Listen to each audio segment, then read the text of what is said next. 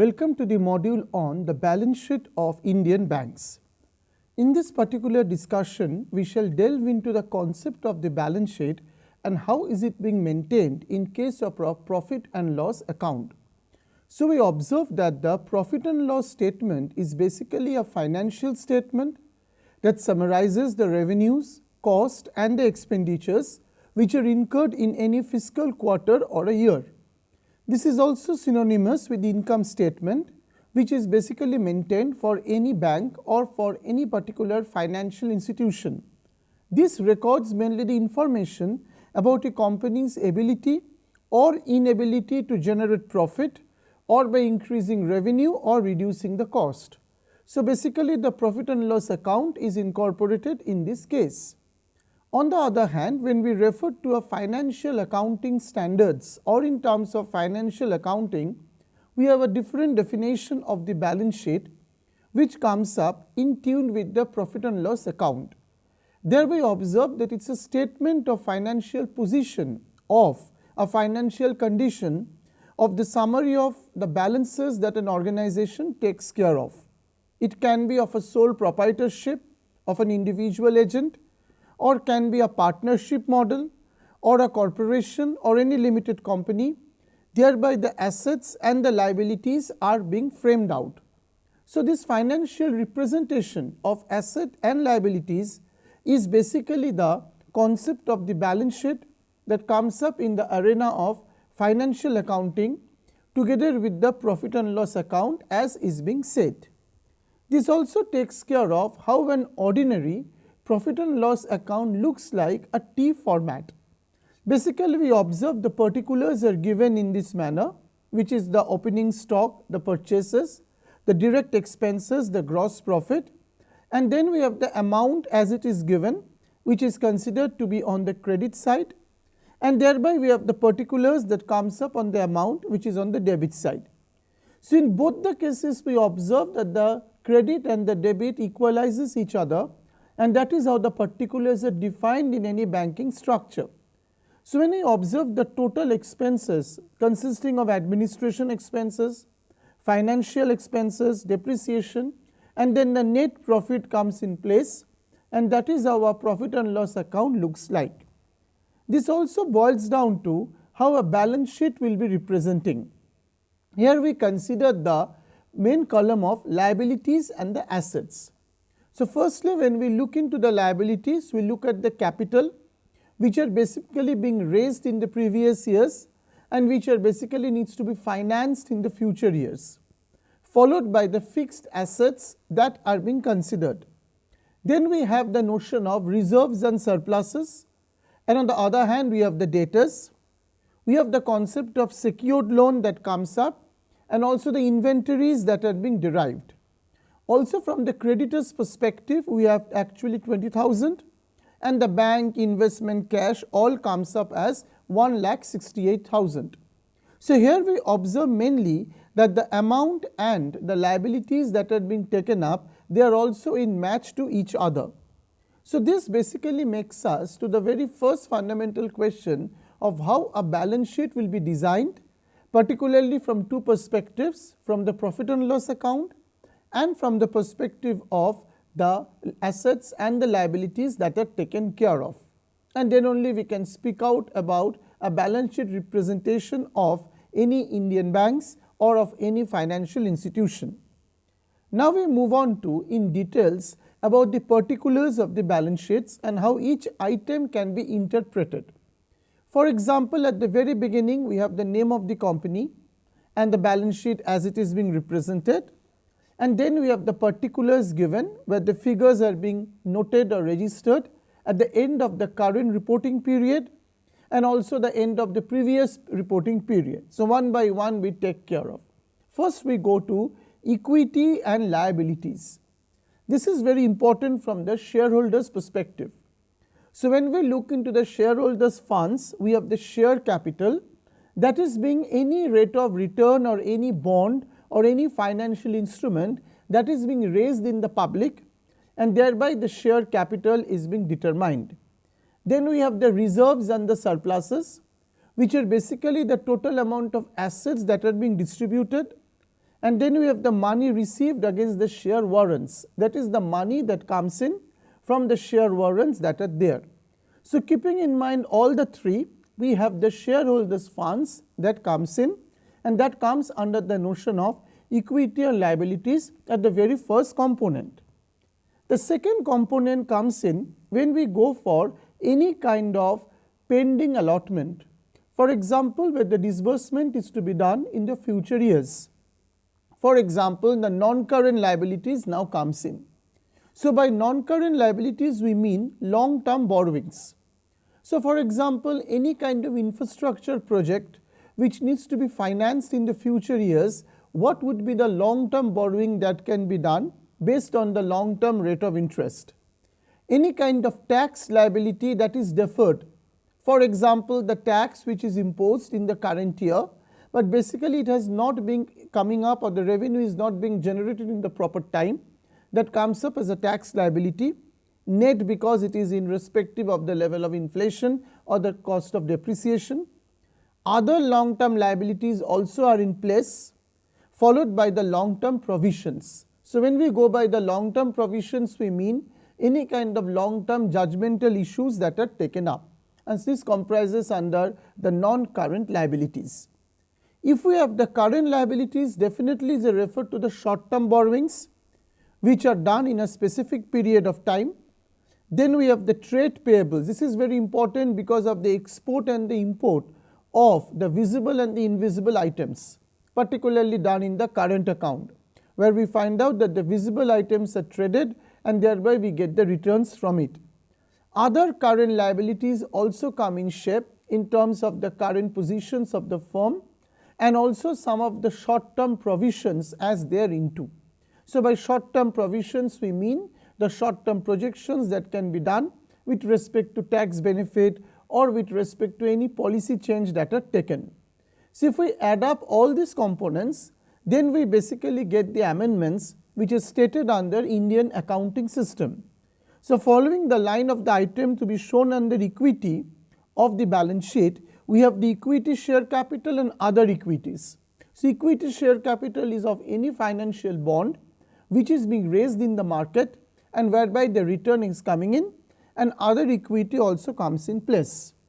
Now based on this balance sheet structure, we have the next very important component, which is the asset. So all sorts of assets are taken into consideration.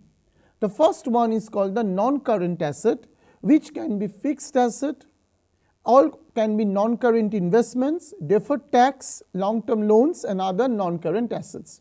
So what we mean by the fixed assets? Fixed assets can be of four types. Firstly, it can be tangible assets. For example, any kind of physical equipments that they are talking about. Intangible assets, that can be any kind of skill formation. Capital work in progress, which comes up in the area of the intermediate inputs which needs to be processed. Intangible assets under development, maybe any kind of training programs coming in, whereby the skill is to be instilled and the skill will be acquired by the employers. These are all coming under the fixed assets. Non-current investments, which are basically the long-term investments coming in, and that has to be financed in the future years. Deferred tax assets, any kind of tax asset which needs to be deferred at a longer period of time. Long-term loans and other non-current assets. All these are considered to be within the periphery of the asset as the amendments are done under the Indian accounting system. So when we consider the property, plant, equipment, they can also be used in terms of or instead of tangible assets, because they are basically for the long-term infrastructural projects. So this boils down to the assets in terms of current assets, where we consider on the credit side of the balance sheet what we receive. So any return from the current investments can be incorporated. Inventories which can be basically deployed, or there can be declining inventories coming in. The trade exports received can be the trade receivables. Any kind of cash equivalents also will come in place. Short-term loans and advances are very important in this regard, and we have the other current assets. So other current assets refer to any other current transactions that are to be reported at the end of this period. So this comes under the assets as it is being said. So based on this, we can invite a question like this, that how does a balance sheet look like? Because it looks like basically a profit and loss account, or it has also the accounts as it is being said under the notion of the transaction or the T format, where you have the asset and liability, and we can make an overview of the balance sheet as it is done by incorporating each of the items that are being considered. So there are certain instructions which are to be laid down for the preparation of a balance sheet, and these instructions are basically laid down in any accounting standards, how we can classify the asset or how can we understand the relevance of the asset. First, it is expected to be realized in, that means any kind of asset, the realization is important, or is intended for sale or consumption in, that means asset can be sold off or can be consumed in a company's normal operating cycle. That is because of the lifespan of the company which is being stated. So an asset can be expected, can be realized, can be sold, can be consumed in a normal operating cycle. It is also primarily given by the purpose of being traded. So whenever we are going for any trade in assets, that also comes in place when the trading is being done. This realization can be done within 12 months after the reporting date. This is very important because the realization of the asset should be done after a year. That means after 12 months after the reporting date, it has to come up. It can be done in cash or any equivalent to cash until it is exchanged for being to settle in liability after a reporting date. So any kind of settlement that can be done, it can be done in that equivalent basis. So a receivable should be classified as a trade receivable if we can get the amount that is being done in normal course of business. So any kind of amount which is received in the normal course of business can be considered as trade receivables.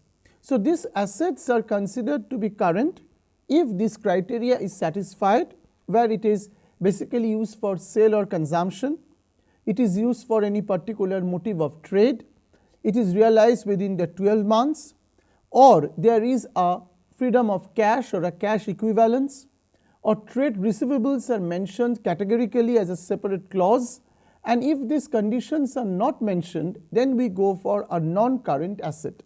So that is how the classification comes in. So we can also say in the similar manner the conditions imposed to call it to be a liability. For example, a liability can be classified when it satisfies any of the following criteria. For example, it is expected to be settled in the company normal operating cycle, that's a liability. It is held primarily for the purpose of being traded, that also is important. It is due to be settled within the 12 months, which is considered for the case of asset also, but it does not have any unconditional right. That means it has to be settled or not, no conditional right can be exposed or imposed, and definitely it is based on the trade payable, that is during the normal course of the business it can be considered. So if all these items are satisfied, then we go for current, otherwise we go for non-current. So basically we can understand the notion of the asset and liability in this manner. Moreover, there is also a component of share capital as it comes under the assets and equity, where we go by the share capital as different classes of preference shares. This can be based on the commodity or can be age or a preference pattern, number and amount of shares which are authorized. It can be based on the number of shares issued. Par value of the market share can be done. Share can also be explained in terms of holding company, or it can be done in the 5% shares. All these things are considered under the share capital. So different provisions are kept in the share capital which can go to its accounting framework. So we can see that these are some of the instructions which are laid for the preparation of a balance sheet as far as different items are concerned. For example, the items related to the share equity, item related to the asset and the liability when they are evaluated in the current terms, because any kind of criteria which does not satisfy in this order will be considered in the non-current terms, and as they are without the jurisdiction of Indian accounting standards. So basically when a balance sheet is to be prepared, Firstly, we need to understand the definitions of the asset liability as being stated, and also we can go for the components as it is mentioned in a proper balance sheet of a bank, and thereby we can examine from there about the financial condition or the financial summary of that institution. So in the context of the balance sheet, now we shall be discussing on the other components like the reserves and surplus. Basically, the reserves and surplus can be classified as capital reserves, capital redemption reserve, securities premium reserve, debenture redemption reserve, and the share options. Basically, for all these reserves, the nature and the purpose of each reserve and the amount specified are very much crucial. For example, in case of the surplus, we have balance in the statement of profit and loss accounts. For example, taking care of the dividend, the bonus shares, and the reserves that are taken up. And also we can see that in the context of profit and loss account, the reserves and the surplus are considered as the credit and the debit side of any structured balance sheet. This also takes care of other fundamentals in the component of the balance sheet like other long-term liabilities. As the liabilities are defined in the Indian accounting standards, which can be current or non-current, so in case of the long-term liabilities also, we have the other liabilities like trade payables. For example, the government of India can take up a loan from IMF or the World Bank, and also there is a possibility of repayment of loan in the near future, or any kind of import done by the country where the import has to be done through the trade payables. So these trade payables often appear to be a long-term liability. Similarly, there are some long-term provisions. For example, employees' retirement benefits, which are also the long-term provisions, and others can be for any kind of infrastructure projects. So when we go for the third important component of the balance sheet, that is the short-term borrowings. So what are short-term borrowings? Where the loan is repayable on demand. For example, it can be done from the banks, or it can be done from other parties. It can be done from the loans and the advances, from the deposits. So thereby we can have all the repayable loans that can be done. So these borrowings also can be secured or unsecured, because unsecurity in the sense of the defaulters, where there is a tendency of the non-performing asset to originate. So when the loans were guaranteed by the directors or the others, then the aggregate amount of such loans shall be disclosed, because this disclosure is important from the corporate accounting point of view. And the period and amount of default can also be specified in each case, because that is how the short-term loans or borrowings can be done. So this takes care of other current liabilities also. So by the other current liabilities, we mean the current maturities of the long-term debt. That means long-term debt when it is being repaid, or current maturities of the finance lease obligations. These are basically being done when a property is on lease, and thereby the obligations are being coming up from the financial intermediary. Interest accrued is also an important component, which can be due on the borrowings or may not be due on the borrowings accordingly. Income which are received in advance, also coming under the current liabilities. Any kind of dividend which is not paid, that also comes under this option. And finally, the allotment of the securities that are being referred to. So in all these cases, the other current liabilities play a very important role. So thereby we can invite a question on what can be the short-term borrowings and what can be the components of the short-term borrowing in this case. This boils down to another important component of the balance sheet, which considers as non-current asset. So already there has been a disclosure in the Indian accounting standards how the current asset will be defined. This is regarding the non-current asset, among which the very first component is the fixed asset.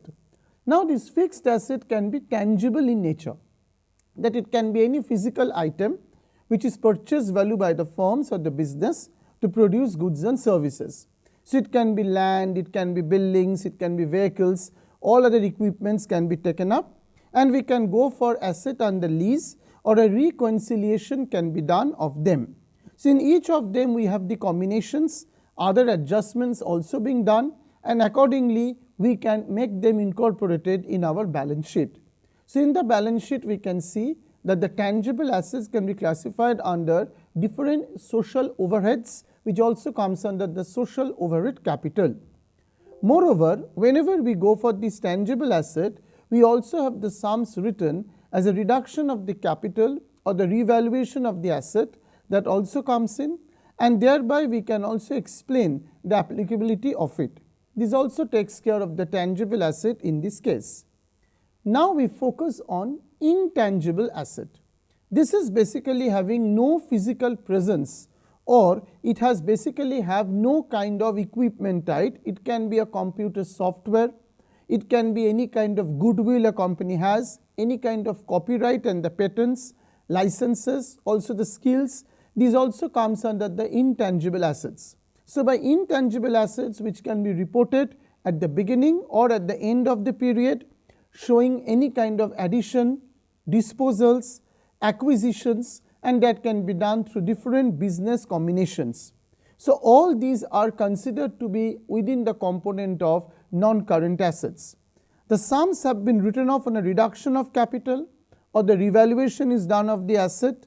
So every balance is noted, and thereby the balance is treated whenever we go for the overall balance sheet equalization. So in all these cases we have intangible assets in place.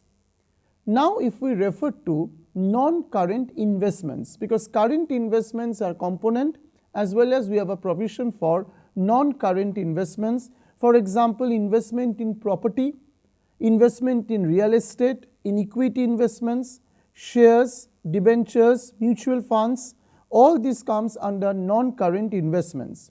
So thereby this classification shall be given to any institution where it can be a subsidiary body, which can be an associate, which can be a joint venture. So all this comes under these non-current investments as it is being stated. So given all this, we can see that the following should also be disclosed in a very transparent manner. For example, an aggregate amount of quoted investment and market value. This is very important because aggregate amount of investment that is being generated and the market value that is being generated out of it, that's a revenue part. Aggregate amount of unquoted investments, that is also important because this cannot be reported in the current year, but already the investments are done. And also for the diminution in the value of investment, that is the return from the investments that we get. So given all these things, we also have some non-current assets like long-term trade receivables, which can be done from secured or unsecured good. Some doubtful debts also come up, which basically give rise to non-performing asset in the long run, which can be due to the directors or the other officials of the company taking care of, and they are basically posing some kind of problems regarding this. So based on all these things, if we can sum up, we can see that the balance sheet of the banks needs to be prepared in accordance with the profit and loss account or in accordance with the series on asset and liabilities. Type of borrowings can be considered either it's short term or the long term. Accordingly, the current and the non-current investments, current and the non-current assets needs to be disclosed, and it has to fulfill the criteria as stated in the Indian accounting standards. And finally, we can go for the representation of a proper balance sheet where all these accounts will be nicely displayed.